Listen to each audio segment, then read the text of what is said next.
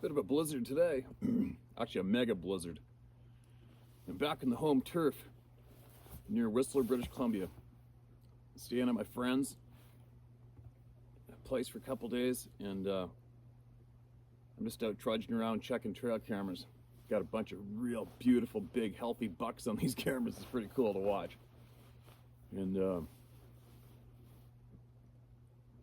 gonna go. I just do this one hill where I had about a dozen trail cameras around this hill.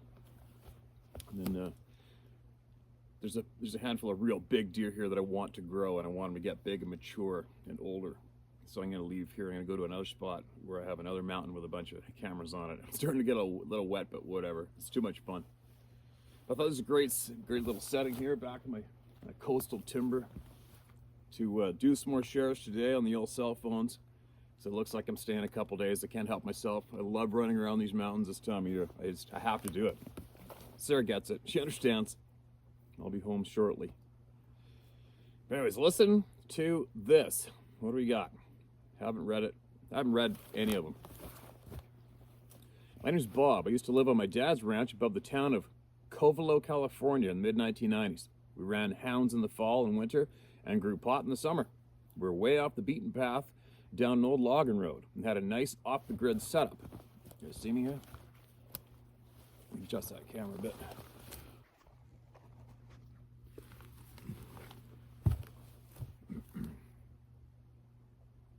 I first encountered tracks that looked like a barefoot person in the early spring of '94.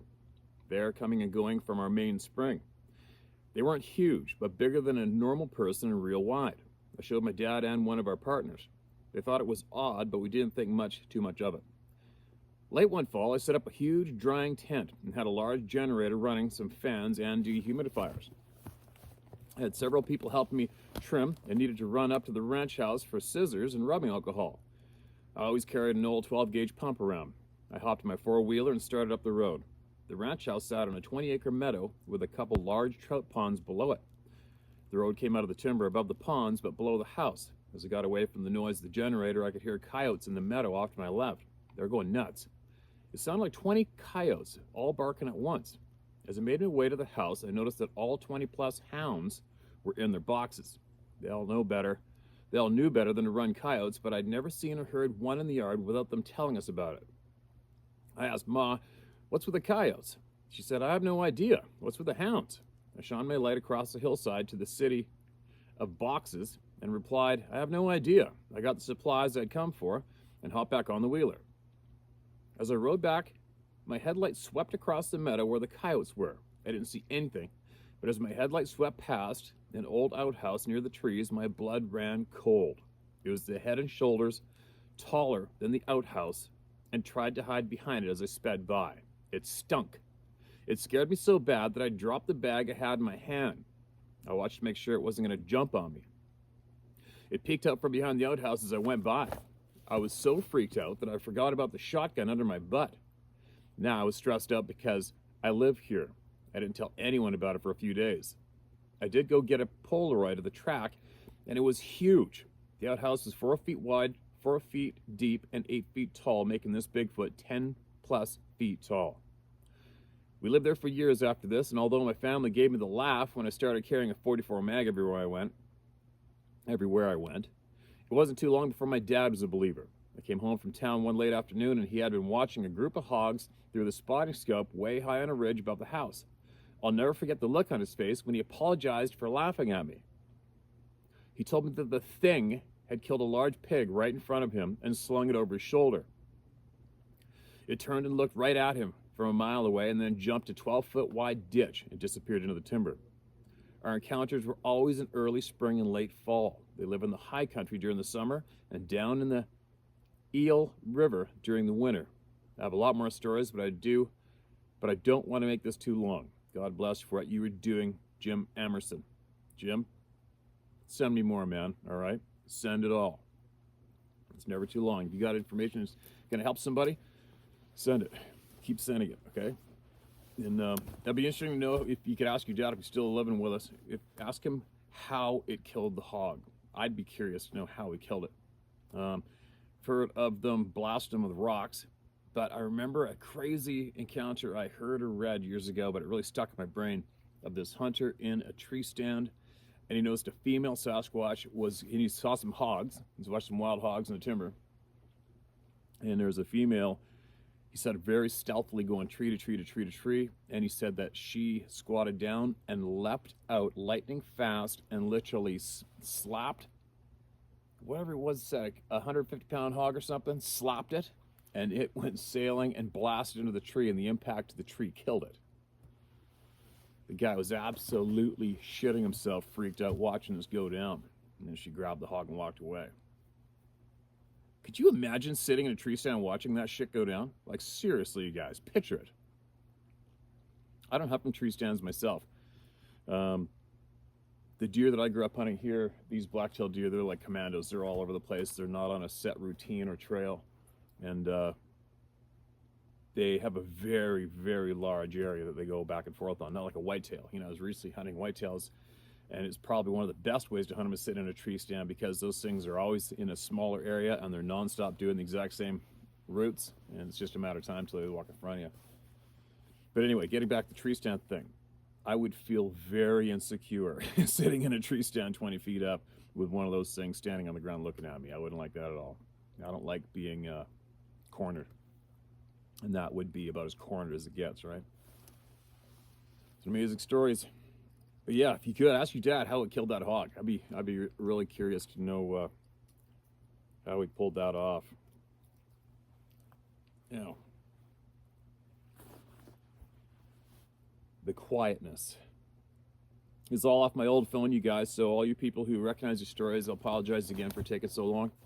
But like I said earlier, there were so many. Been following you for a long time. Love the scenery as it looks like my area, but it's not. I'm a 34-year-old diesel mechanic. I live in the Willamette Valley in Oregon. I like to hunt. I'm often alone when I do. Call me a loner if need. Anyways, on to what keeps happening. First time was 3 years ago, October 1st, 2018. I was out exploring some woods near what is known as Valsetz, Oregon. There used to be a town there, but no longer is. The area is popular for hunters in the area, as there are black bear, cougars, black-tailed deer, and elk. I was with my brother this time out, who is a novice to hunting and eats tag soup a lot. We parked the pickup and hiked about a mile up old-growth logging road. I looked to the west and I can see a semi-clearing, so we pushed through bushes to get in there. This clearing looked like a wild game toilet. There was shit of every shape and size. Bear tracks, elk tracks, cat tracks.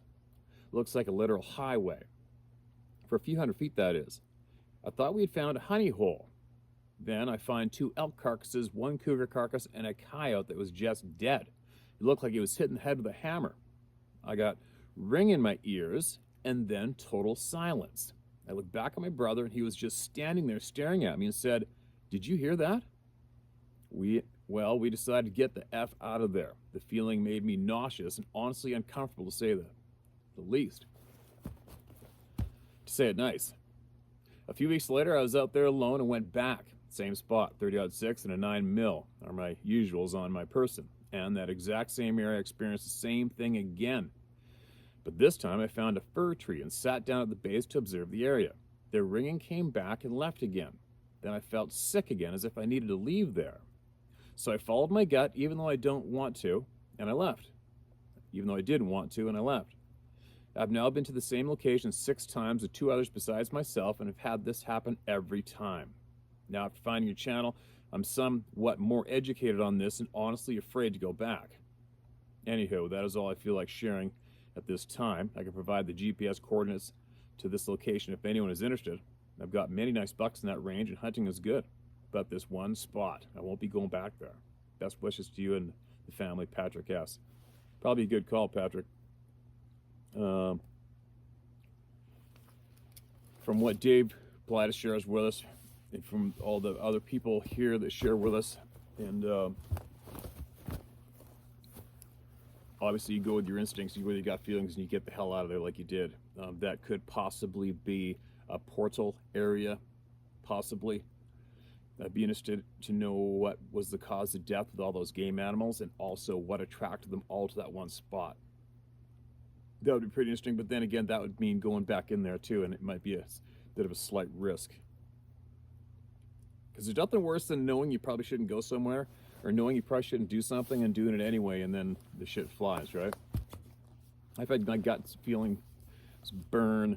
Sometimes I'm going to go offshore and anchor up for halibut fishing and stuff. And sometimes I've had that feeling of just get anxiety, don't feel good in my gut about doing it, and I don't go offshore that day.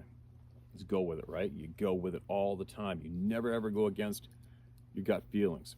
You got the feeling telling you not to go there, you're correct. Don't go there. Just don't go there. All right, it's this one.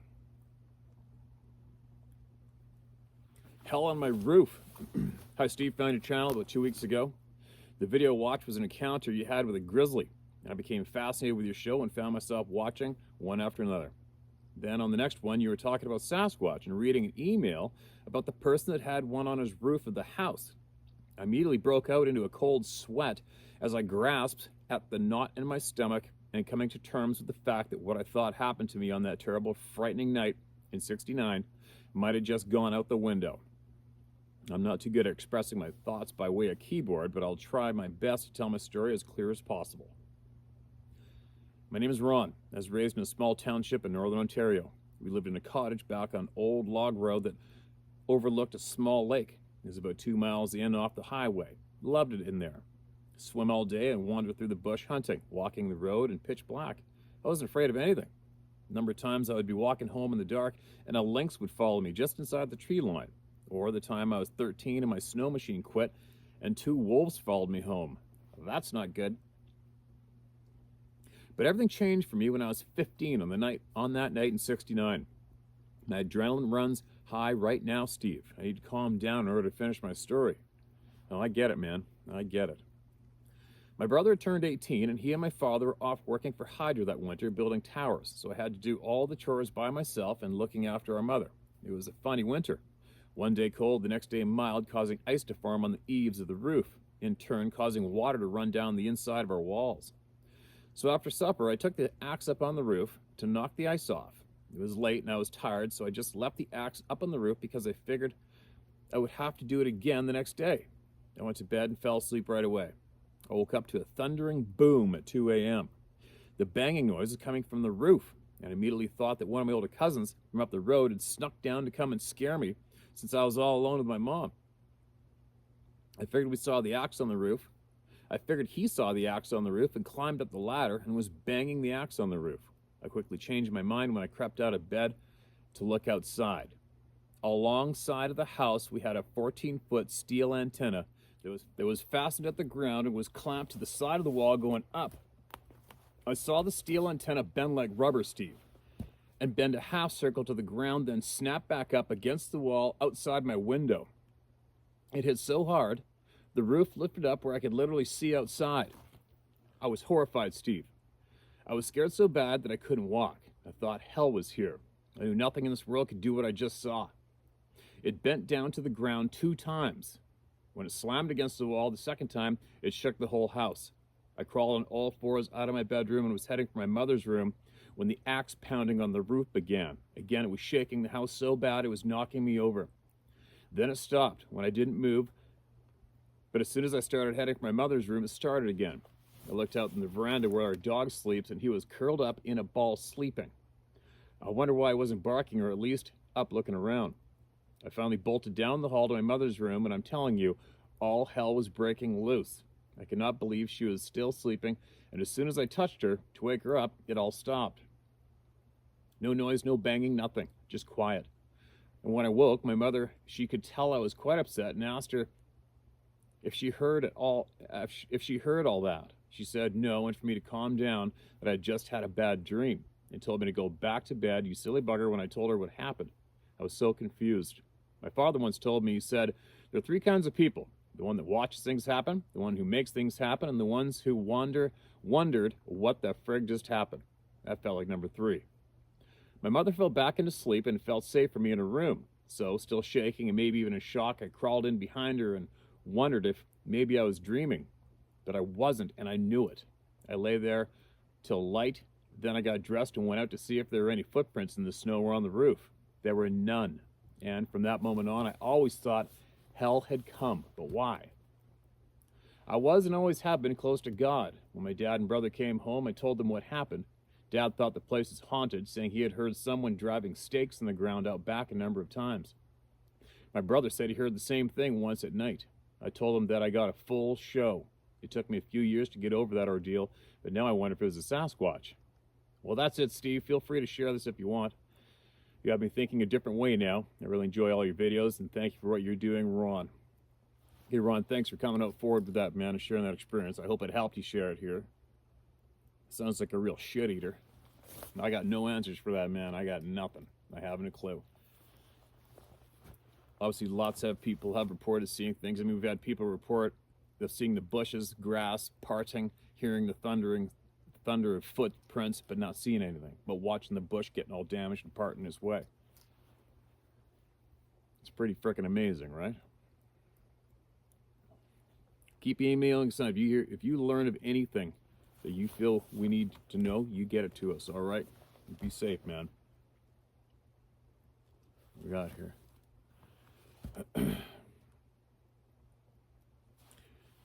2 encounters, 1 on a military base. Hi, Steve. Please don't use my name. Thank for what you do. My dad introduced me to your videos. I hate to admit I was one of those that said, but anyone can make up a story and send it in to him. After he showed me one of your videos, everything clicked. I've never been an outdoors person, but I have a great appreciation for Mother Nature.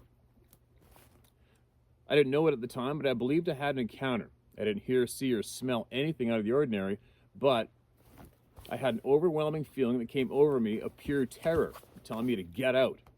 And I also felt like I was being watched. It was so intense, I was shaking, and I wanted to vomit. In 2014, I was stationed on a Navy base in Washington. For my 21st birthday, my friend and I drove up to one of my most favorite spots in Washington. I thought that was a cooler way to celebrate my birthday than going to a nightclub and getting shit-faced. After others have mentioned that it's best to not give a specific location, I won't disclose it. I also don't think the location is that important. People sharing their stories is what's important. We got there a little late in the day, 3 to 4 p.m., but still had plenty of sunlight left in the day since it was July and the sun stays out forever.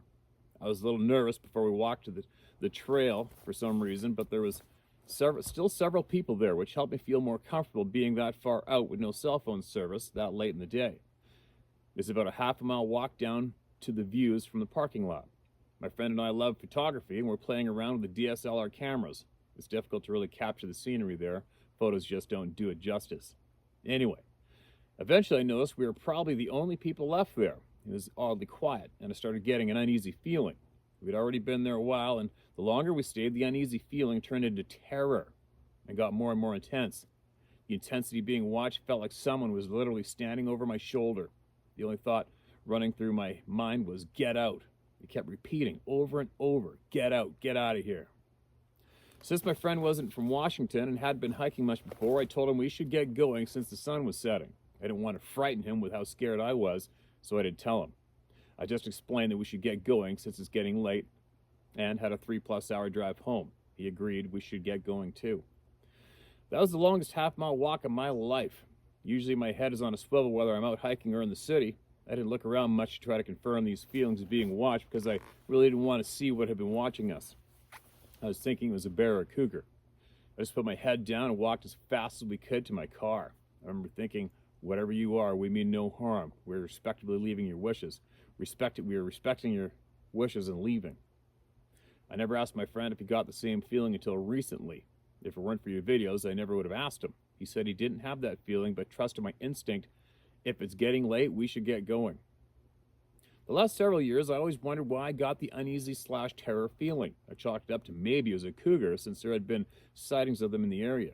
After hearing so many stories on your channel, I'm sure someone had an encounter with one of these beings, reported it, and that sign was put up to warn everyone of the cougar in the area.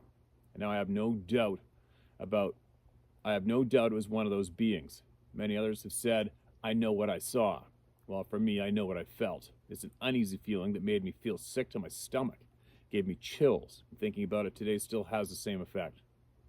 As I'm writing this, I just remembered another strange thing that happened, but it was on base. The route we used for a fitness test was a strip of road that leads to a dead end. It's surrounded by a wooded area. People run and walk on this short road to prepare for their fitness tests all the time. One day I decided to go run to see what my time was since our fitness test was coming up soon. Surprisingly, I was the only one there. I figured since it was lunchtime that at least one other person would be out there. Before starting my run, I felt really nervous for some reason. I had run in this area almost every other day for 2 years. Why this nervous feeling now? I made it to the end of the road without stopping. Stopped to catch my breath, checked my time, turned around and started walking for a little bit. Then I heard something in the wooded area just behind me. It sounded like a person was about to rush up on me. I heard the individual footsteps through the brush, the distinct swish, swish, very fast steps. I stopped and looked behind me, and when I didn't see anyone, I had the most terrifying feeling came over me. I never deployed, but the scariest thing I've done in the military was rappel down the 40-foot tower in basic training, and I'm terrified of heights. I'd rather have to climb up that rappel tower where the steps are very far apart. Look over the edge once at the top. Here's the absolute worst part. Lay backwards towards the ground and jump off that damn wall before rappelling down. I'd rather go through that over and over than experience the terror I felt this day when I ran by myself. It was eerily quiet, no birds chirping, weird. I started running again to get the hell out of there. When I ran, it would follow me. When I stopped, it stopped. Now I know better than to run in situations like this, thanks to you. I looked back behind me again in the woods, but couldn't see anything. No bear, no deer, no lost dog / cat, etc. If I'm being honest, I didn't really want to see anything either. Needless to say, that's the fastest I've ever run, and never ran by myself again. I remember telling my friends that were in my unit, and they all laughed it off. They said it was probably a bird, squirrel, deer, and They said it was probably a bird, squirrel, deer, or lost dog. Squirrels and deer don't chase people. Squirrels and deer can't make the same footsteps sounds like a human. It could have been a dog, but why would the dog have stayed in the woods? Dogs don't do that, and their footstep sounds much different than humans. Knowing what I know now, I know what it was. Some people may be thinking, if you're on a military base, how could it get past the fences? If these beings can teleport, I believe they can, that's how. Thank you for telling me stories. It's helped me understand what I experienced several years ago. I've tried emailing this numerous times, but the email stays stuck in my drafts, which is so odd to me. Also, I really like the music you use for the intro and outro. My 1-year-old likes it too and will dance to it. Cherie. Thanks, Cherie. Absolutely appreciate it. And I'm glad you found the channel. It might help, obviously it helped you out a bit with that shitting experience back then, right? How many people does that happen to? As far as these things getting in the military bases, I should probably maybe I should number the videos, maybe I shouldn't, whatever. But there's videos in the past, we've got numerous people in the military who have had these things looking up at the CCTV cameras and looking at them. In the compound, made it over two runs of 10, 12 foot high fences and barbed wire on the top. But we did have one guy say that he saw it jump over, squatted down like a frog, and just frickin' flipped right over top of the damn thing. So we had another nuclear physicist who said they did not have a clue how they got past all the security and got in to look up at the CCTV screen at them, but they do, and they did. And all hell broke loose alarm-wise as soon as they got in and started looking in the camera. And they don't know how they got out, saw the footprints, and I think it was Edgar or another guy. They actually took the Geiger counter thing, the meter for radiation, and they were getting radiation reading off the footprints. Go figure. But anyway, I gotta get going. I gotta utilize the rest of my day.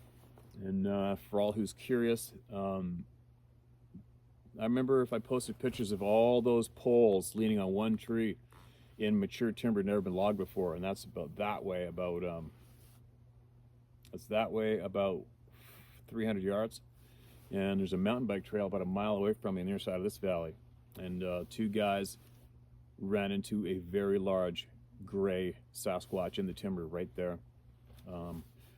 Right here, I was actually texting with Dave Pilatus last year, I think it was, in the fall, and Scott, I think. And I had the window open this much, and something was like whistling by the window. I don't know, it sounded like, I can't describe it. It scared the shit out of me.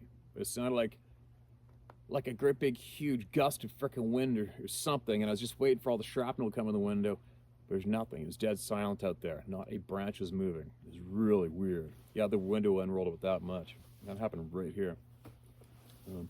But I am in the coastal mountains of British Columbia, near Whistler, British Columbia, right now, where there was so many sightings and activity right here. It's mind-boggling. But they know I'm here. I know they are here, and I just tell them, let's just leave each other alone. I don't want it ruined for me, and I don't want to ruin it for you, and I don't want nothing to do with you, so just leave me alone. And that's the attitude that I have right now while I'm standing right here and while I'm running around these mountains today and every day. They can have at it. Just leave me alone. But I want to know what's up with human beings, and why we're not being told the truth. That's what I want to know, and that's what I'm going to find out. And we're getting closer. There's a whole bunch of shit-eating dog shit going on today when it comes to all of us and the people, and it's not good. And there's got to be a shit pile of good men and women out there who are willing to put up an effort to find out what, why, and end it. All right? Anyway, here we go. Gotta get moving. Gotta go jump in the truck, drive, what I gotta drive, about 30 kilometers, and go up a logging road, and climb another mountain. And who knows, I might even make another video or show you guys a scene from there when I get there. Be safe. This is what you call as good as it gets.